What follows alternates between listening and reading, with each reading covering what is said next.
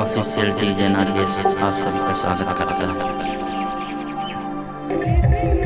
DJ Nagesh Exclusive remix.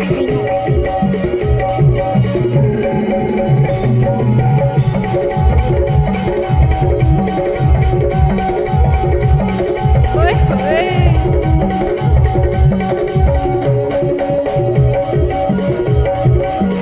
नाच ना वो अच्छा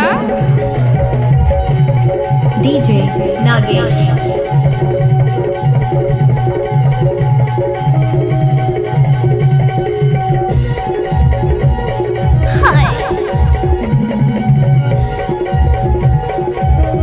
नाच ना वो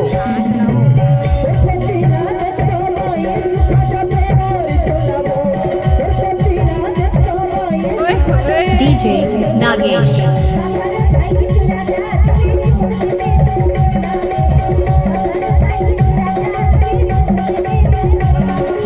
क्या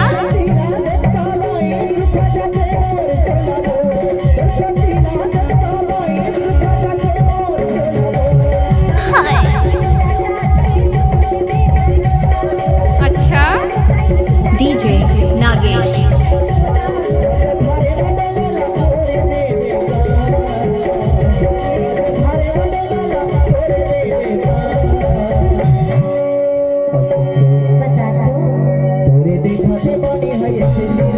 क्या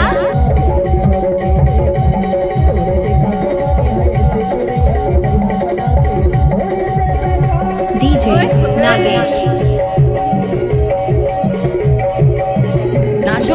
लजाबे जानो